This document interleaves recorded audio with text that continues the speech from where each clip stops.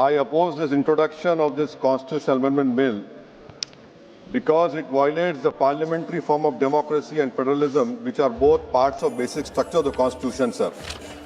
Sir, this is not about the one reservation. The main goal is to make South rule and other areas the ruler and completely erase the representation of OBCs and Muslims from the elected legislature.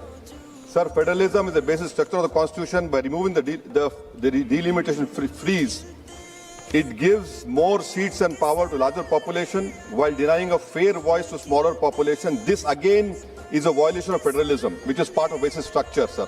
Sir, the Hindi heartland has 38.1%. It will increase to 43.1%. Southern states will decrease from 24 to 20%. Sir, why I say it is complete destruction of federalism? It also curtails parliamentary democracy. Parliamentary democracy has to be representative of, if a voter in Telangana feels that their voting or not makes no difference, if decisions are taken in UP rather than parliament, why will they vote? Thirdly, sir, it violates your own direction 19A2. Minister has to give 7 days notice of motion for introducing a bill in this house. Similar copies of the bill have to be introduced, need to be given to members 2 days before the introduction.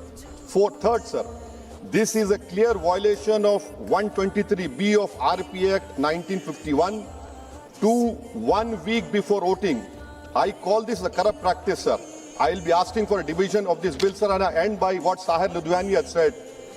यहाँ पर गरीबों से मतलब जुनूबी हिंद के लोग मुसलमान और OBC इसका साहिर लुधियानी ने कहा सर शहंशाहों के गरीबों से ताल्लुक ही नहीं एक शहंशाह ने दौलत का सहारा लेकर हम गरीबों की मोहब्बत का उड़ाया मजाक के